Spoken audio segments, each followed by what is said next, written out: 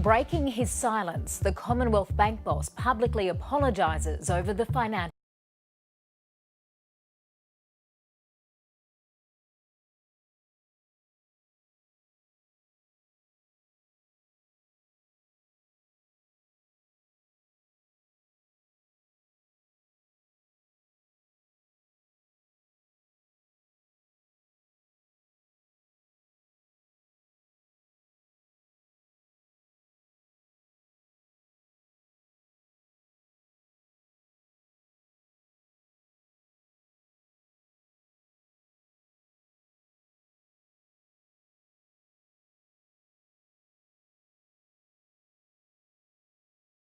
CEO Ian Narev fronted the media today and admitted the CBA had been defensive despite losing millions of dollars of its hapless clients' money. In response, he announced a new compensation scheme with independent oversight. Here's finance correspondent Philip Lasker. An embattled bank chief finally emerges, pledging to stop the rot. To all the customers who received poor advice, I apologise unreservedly. But forgery, bullying and withholding information weren't mentioned, as the CEO explained the bank's unacceptable behaviour. Because we felt that we were doing the right thing, over some period of time, an air of defensiveness came down about the way we were dealing with this whole issue. So, in the new spirit of openness, there'll be an extensive ad campaign about a new compensation process, including a dedicated website and hotline. Customers who received advice between 2003 and 2012 are eligible. A review will be conducted by the CBA, which can then be assessed by an independent customer advocate paid for by the bank, and then, if necessary, an independent panel. If still unresolved, clients can take the matter to the Financial Ombudsman or the courts. Whistleblower Jeff Morris says he doesn't trust the CBA to be involved. First of all, an independent body needs to go through, review the client files and then speak to the clients and determine which clients are entitled to compensation. But I think the whole process needs to be out of the hands of the CBA. Ian Narev says the bank has yet to appoint the independent advocate and panel. The appointment of those independent people is again by the bank. That's not independent enough. One person who a week ago backed calls for a royal commission has changed his tune. Their response has been very good. You could not ask for more. Senator Williams says this plan means victims will be compensated sooner than they would through a royal commission. But at this stage, we don't know how quickly the CBA will act. Philip Lasker, ABC News. The Prime Minister has drawn on Australia's colonial past to highlight the importance of foreign investment.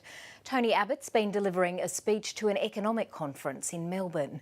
He's reiterated the government's commitment to foreign investment. I guess our country owes its existence to a form of foreign investment by the British government in the then unsettled or scarcely settled Great South Land. So obviously we think foreign investment is important and necessary. The ethics of Australia's leading euthanasia advocate are being called into question after the death of a man suffering from depression. The ABC has obtained emails between Dr. Philip Nitschke and a 45-year-old from Perth, whose friends say was not a candidate for euthanasia. Nigel Brayley's friends Kerry and Trish O'Neill say he was depressed. In 2011, his wife Lena Brayley died at a local quarry. It was thought to be an accident, but the case was upgraded to a murder inquiry, and while police never named him, Nigel Brayley believed he was a suspect. I guess, you know, the last 8-9 months of his life were quite horrendous for him. In May, Nigel Brayley committed suicide. He illegally imported the euthanasia drug Nembutal. He also spoke with Dr. Philip Nitschke. He had been in touch with us for a while. He'd joined the organisation. He wanted to come along and he was younger than the usual age. We have a usual age of 50. In an email exchange provided to the ABC by the family, Nigel Brayley admitted to Dr. Nitschke he did not fit neatly under Exit's charter of supporting a terminal medical illness. And if a 45-year-old comes to a rational decision to end his life, researches it in the way he does meticulously and decides that now is the time of life, now is the time I wish to end my life, they should be supported, and we did support him in that. Did you communicate with him that perhaps he should seek some sort of counselling? No, I don't go along and say, oh, have you made a rational decision? Do you think you better think about it? Why don't you go off and have a counsellor come along and talk to you? We don't do that. Kerry O'Neill believes Dr Nitschke's organisation has moved into uncharted territory. I think most people would assume their role is quite clearly for people who are terminally ill, suffering, reaching the end of their life. Dr Nitschke says any adult of sound mind should be able to make the decision to end their life. Caitlin Gribben, ABC News. And if you or anyone you know needs help, you can call Lifeline on 13 11 14. A woman who was filmed abusing a fellow passenger on a Sydney train has been arrested. The incident happened on a peak hour service from Sydney to the Central Coast and outraged those on board. A dispute over a single seat becomes a rant against an entire race. He can't even get a regular girlfriend. It's so sad. He's got to get a gook. Sue Wilkins was angry that no one had stood up for her. Instead, they stood up to her. And when they started filming, she lost it. What's wrong with Hong Kong? Why did you come to this country? This is our country. Off. Shut the Honestly, shut the up. You shut the No. Hogan. She initially called police, but the tables turned when the tirade continued. I chat about your, what I chat about your, no. You're scum. A witness called the authorities, and when she got off the train, the police were waiting, but they let her go without charge. Now the video's been released, they wish they hadn't. This type of behaviour is totally unacceptable, and from a policing perspective, we will thoroughly investigate this matter and the person responsible will be prosecuted. Through the media, Sue Wilkins has apologised to the woman she abused. This time, her back was to the camera. I'm so sorry to have done that to her. I meant no malice to her personally whatsoever. Her explanation for her behaviour is stress after being ripped off in an online dating scam. Ben Worsley, ABC News. Police say the murder of a Crown witness in Sydney 3 years ago was a contract killing directly linked to his decision to testify in a drug trial. 5 people have been charged in relation to the crime after a series of raids across New South Wales yesterday and today. However, police say the crime shouldn't deter people from taking the stand to give evidence. Police reporter Lucy Carter. An alleged gun for hire face down in the dirt. They've been waiting for 3 years for this result, but this matter's ongoing. Maximilian Mazzali is the man police believe was paid to kill Gamal Maker. The 2011 hit was a brutal execution-style shooting. His wife and children were just metres away. Mr Maker had been due to testify against members of a multi-million-dollar cocaine syndicate known as the Golden Gun. It's a horrific crime, an abhorrent crime, to execute a Crown witness, and hence, the investigation has been ongoing. Police have swooped on 5 suspects linked to Mr Maker's killing. Syndicate kingpin Luke Fatboy Sparos is already serving 15 years for drug offences. He's now charged with murder, accused of planning and paying for the hit. His wife, Christine Saliba, allegedly knew about his plans, while her brother Anthony is accused of arranging the contract. Police say their friend, Adam Watt, had knowledge of the killing and helped cover it up. Mazzilli is allegedly the man who pulled the trigger. According to police, Maximilian Mazzilli was paid $200,000 for the hit and admitted to the killing in a taped conversation with an undercover police officer. He's been refused bail, but Adam Watt and Anthony Saliba were released under the state's new bail laws. Detectives say Gamal Maker's murder shouldn't deter witnesses from testifying. We have a range of mechanisms in place every day to protect people's identity, to protect people's safety, and on this occasion Mr Maker did not take up those offers. Recorded testimony Mr Maker gave before his murder was still used in court. Police say it was instrumental in bringing down the drug syndicate and locking up the man who allegedly planned his execution. Lucy Carter, ABC News, Sydney. Victoria's powerful construction union has been accused of forcing a developer to employ the brother-in-law and best friend of the union boss. In secret recordings, union heavyweights have been caught abusing and intimidating managers of the Pentridge prison development.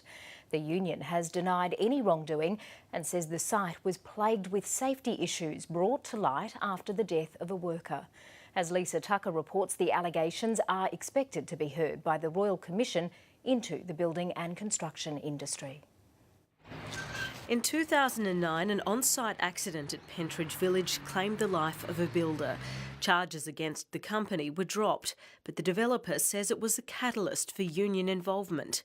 They took a very hard line, and they took an opportunist to say that we killed people. Mr Schiavaroli planned to hire a safety expert, but says the now Victorian Secretary John Setka demanded his friend Anton Sukic get the job. And when Sukic left, the union demanded John Setka's brother-in-law Ivan Dadic fill his place. The union says Mr Sukic was hired on merit and denies Mr Dadic ever worked there.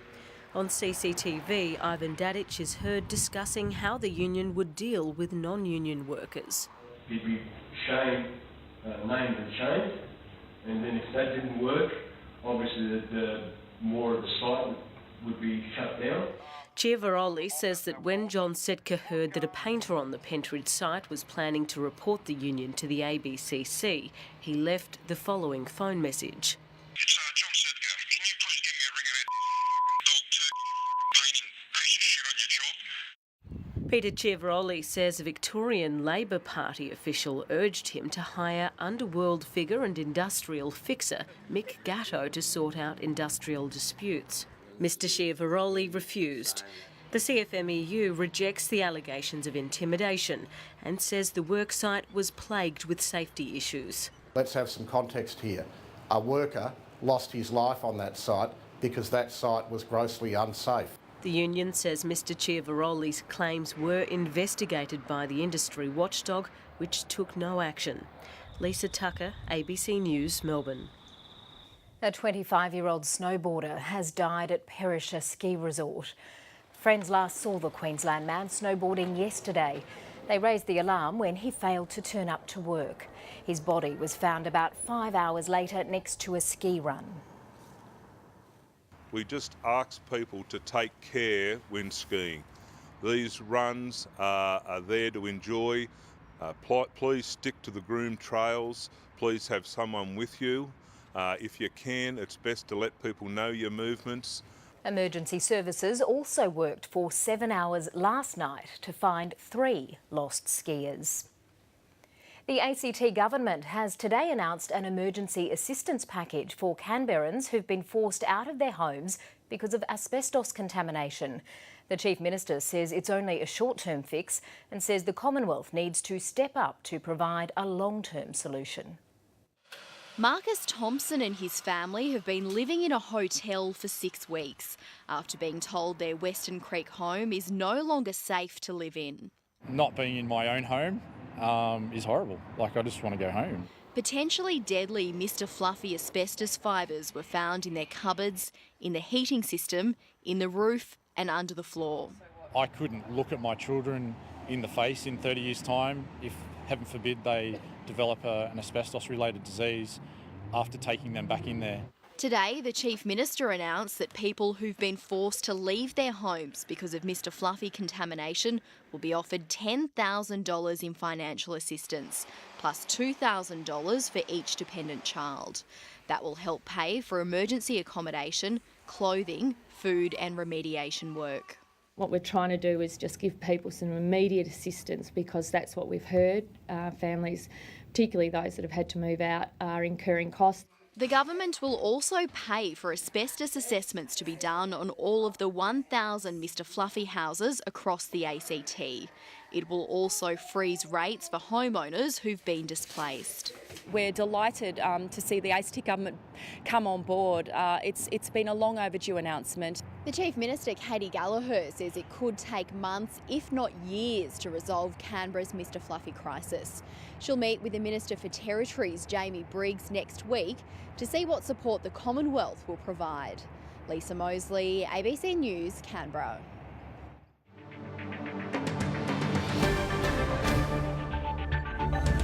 The federal government is refusing to say whether a group of Tamil asylum seekers intercepted at sea will be handed over to the Sri Lankan Navy.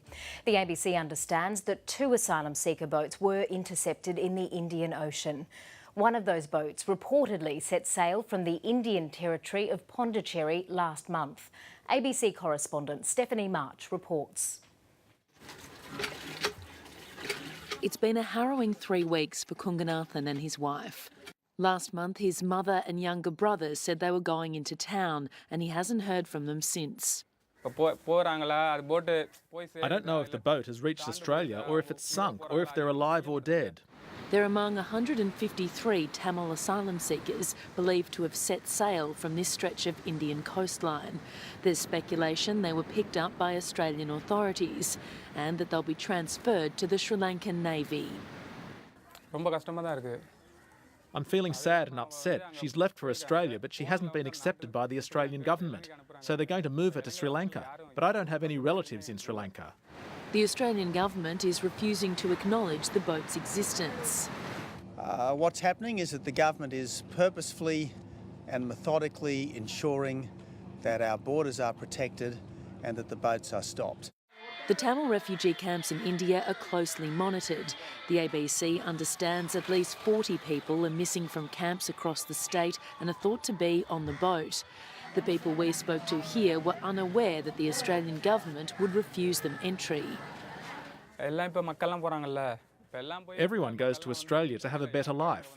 They wanted to move there to get citizenship. There are more than 100,000 Sri Lankan Tamil refugees in South India, and locals here say that people smugglers often approach them, offering to take them to other countries. And for some, the offer of a new life across the sea is too good to refuse. Stephanie March, ABC News, Pondicherry. Clashes have erupted in Jerusalem after the murder of a Palestinian teenager and claims that it was a revenge attack by Israelis. The charred remains of the boy's body were found a day after the funeral of 3 Israeli teens abducted and murdered in the West Bank. Scores were injured in the riots as Israeli police responded with tear gas and rubber bullets. Middle East correspondent Hayden Cooper reports. Violence returns to the streets of East Jerusalem. Palestinians rioted all day, met by tear gas and rubber bullets of Israeli forces. Scores were injured. At times, the anger couldn't be contained. The Palestinians thought this man was an Israeli spy. They were wrong. Police had to rescue him. The riots erupted after the murder of a Palestinian teenager. Mohammed Abu Khader was kidnapped. His charred body found later in a forest.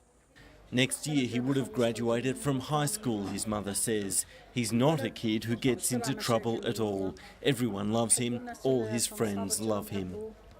The Palestinians blame Israeli youths for the murder, a revenge killing, they say, payback for the deaths of 3 Jewish teenagers in the West Bank, just a day after they were buried. Prime Minister Netanyahu has instructed the police to conduct this investigation expeditiously, to get to the truth of the matter as soon as possible. He's also called upon everyone to not take the law into their own hands and not to interfere in the police investigation. Israeli police are investigating a possible link. At this moment in time, the main aim of the investigation is to look and understand if it was criminal or nationalistic. Leaders on both sides are urging restraint, but there's little sign that their message is getting through. With revenge in the air, East Jerusalem is now on edge, and this outbreak of violence threatens to erupt into more serious conflict and more reprisals. Hayden Cooper, ABC News, Jerusalem. An important chapter in our wartime past has been uncovered in deep waters off the Turkish coast. Investigators from Australia and Turkey captured stunning vision of the Allied submarine, the AE2, which was scuttled 100 years ago. Anya Taylor from the ABC's Catalyst program reports from the Sea of Marmara. These are the first images anyone has seen of the AE2's control room in nearly 100 years. It's where the final moments were played out in one of the most daring missions of the Gallipoli campaign. It's almost like a detective story. You're seeing all this for the first time. Some of the material, some of the equipment's on the original plans, but a lot of this material we've never seen. The AE2 was the first Allied vessel to penetrate the infamous minefield Dardanelles. By creating a diversion, the submarine drew enemy fire away from troops landing at Gallipoli and undoubtedly saved many Anzac lives. Yet the story of the AE2 has been largely forgotten. It is the silent Anzac. It's the part of Anzac that people don't know about. It was here, in Turkey's Sea of Marmara, where the AE2 eventually fell after a skirmish with a Turkish torpedo boat. The AE2 lies 73 metres below us on a dark, silty sea floor in dangerous currents. And the challenges of diving to the wreck are matched by the technical challenges of seeing what's inside.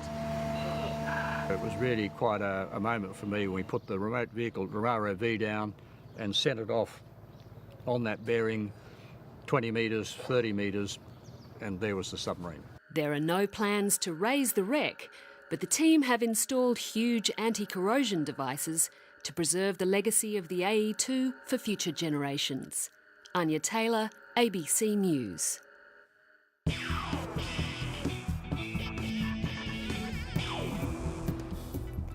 Well, Nick Kyrgios's Wimbledon fairy tale has ended with a quarter-final loss to Canada's Milos Raonic.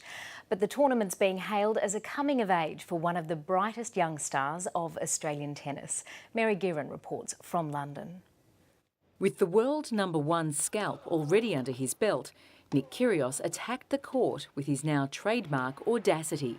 Oh, my goodness me! Where'd that come from? But errors counted. Facing an opponent whose serve more than matched his own. The teenager showed signs of fatigue after this week's marathon efforts, but still he fought back in the fourth set. Good work, Nick. Hang in there. In the end, he was defeated. Oh, what a way for the Canadian to finish it. But Kyrgios leaves with a place on the world stage. It's all happened pretty fast, and I don't think it's completely sunk in yet, the achievement, so I'm just going to reflect on that the next couple of days. His coach says it's hard to believe just last month Kyrgios was a relative unknown who'd crashed out of a lower-ranked event in the first round. To end up in the quarterfinals of Wimbledon just a few weeks later is career-shaping, changes his ranking, reshapes his schedule. A lot of doors are going to open for Nick Kyrgios now. His efforts here at the spiritual home of tennis have won over many fans. Yes. What do you think of him? He's wonderful. Oh, wonderful, yes. I'm just so surprised. Well deserved, and hopefully we'll see more from him in the future. Just needs to work on a few of the other bits and pieces, and I'm sure it'll be great. Back in Canberra, his mum was disappointed but proud. I think he needed a week to absorb the fact that he has beaten Nadal. This is like suddenly Nadal stop, forget about that, now go on to the next one. It's hard. Nick Kyrgios might not have been able to continue his stellar rise here, but those who know him say it won't be long before he'll have what it takes to reach the top echelons of the game. I think he can win a slam, but it's probably a few years away. And for me, it's the physical side of things that is going to take him to that next level. Kyrgios leaves Wimbledon for now, with many looking forward to his return. Mary Guerin, ABC News, Wimbledon. Meanwhile, defending champion Andy Murray was no match for rising star Grigor Dimitrov. Murray was thrashed in straight sets, but Roger Federer and Novak Djokovic kept their hopes alive. In the women's draw, third seed Simona Halep and Canadian Eugenie Bouchard will play off tonight for a place in Saturday's final. Men's defending champion Murray was completely outplayed by 11th seed Dimitrov, with the Bulgarian progressing to his first Grand Slam semi. The defence of Murray's Wimbledon crown is over. He'll face world #2 Djokovic, who needed 5 sets to down Marin Cilic, while Federer won a tough battle with fellow Swiss Stan Wawrinka and will play Milos Raonic in the semis as he looks to qualify for his 25th Grand Slam final. Queensland says an assault allegation made against Will Chambers won't be a distraction for the Maroons in the lead-up to next week's third and final Origin game. The incident has drawn criticism from New South Wales after Mal Meninga suggested his side had a superior culture to the Blues earlier this year. While the Maroons dealt with the fallout of Will Chambers' night on the town, the Blues happily continued their preparations out of the spotlight. I'm sure it's just a storm in a teacup. Chambers is being investigated by the NRL Integrity Unit after an alleged altercation in a pub, just hours after being named to make his Origin debut. It'll be another test for him on a special occasion for him. So, you know, I'm sure he's up to it. He's a fantastic footy player and a great bloke. Having had their fair share of off-field dramas, the Blues are happy not to be involved in this one. It's nice to be tucked away in Coffs Harbour. Our situation last series, going into game 2 without Fergo, it did create quite a distraction to start the camp. In the build-up to Game 1 this year, Mal Meninga criticised former Blues halfback Mitchell Pearce after his arrest in King's Cross. I'm very thankful that the quality of player on the Queensland side, puts the game first. They understand their responsibilities and they don't jeopardise their position. Does Mal have egg on his face right now? Oh, mate, I guess he probably does. The Maroons insist the Chambers incident won't disrupt their preparations as they look to prevent a series whitewash. Jennifer Browning, ABC News. The federal court will determine tomorrow whether current and former Bombers players issued with show cause notices will be included in Essendon's legal action against Asada. The hearing comes after a video revealed the AFL's chief medical officer was aware of supplement use at the Bombers before the club self-reported in 2013. The supplements controversy that's engulfed the Essendon Football Club took another turn last night. This video, taken late last year at an anti-doping conference in Zurich, reveals the AFL was aware of Essendon's supplement use in 2012. We did have some wind of this during the course of the year, it was 2012, and so we did arrange through ASADA to have a number of specimens of these players sent to the Kelowna laboratory rather than the Sydney laboratory, but nothing came out of it. In the video, the AFL's Chief Medical Officer Peter Harcourt describes a passive acceptance of the Bombers players to questionable practices. In a statement today, the AFL Players Association rejected these claims. One man not pleased with recent rulings from the match review panel is Damien Hardwick. These two incidents led to a one-match ban for Tigers defender Stephen Morris. You know, we pick that one, we choose that one, but not all of them. I feel like it's a bit of a lottery. I mean, it's depending on the angles that they get. A bit of a lottery. Hardwick believes the match review panel lacks consistency. I could point out 5 or 6 of those every week, but for some unknown reason, Steve gets done for 2. Hawthorn coach Alistair Clarkson is confident his side won't be disrupted by a change of coach tomorrow night as he returns from a 6-week absence due to an autoimmune condition. Our program hasn't changed too much, you know, from me going out and Bolt's taking over and then vice versa. The Hawks sit atop the AFL ladder after winning 5 straight in Clarkson's absence. Ben Lisson, ABC News, Melbourne.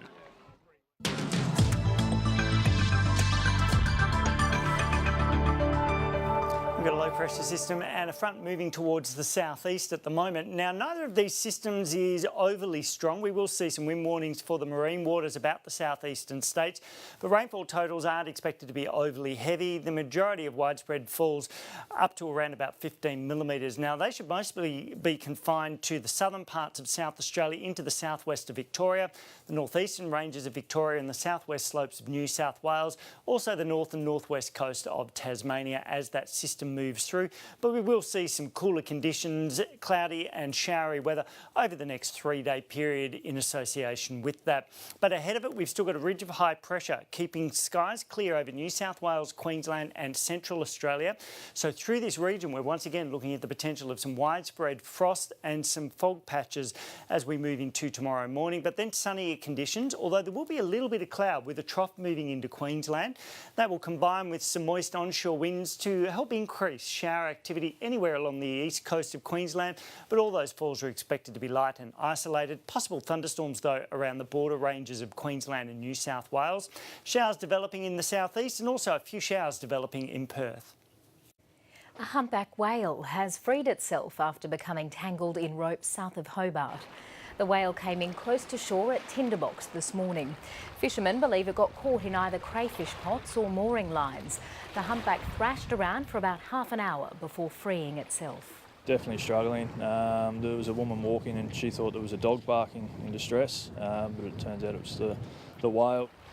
The Department of Primary Industries has found 2 humpbacks in the area free of debris. And that is the news for now. I'm Kirsten Aiken. The Drum is next. Thanks for watching.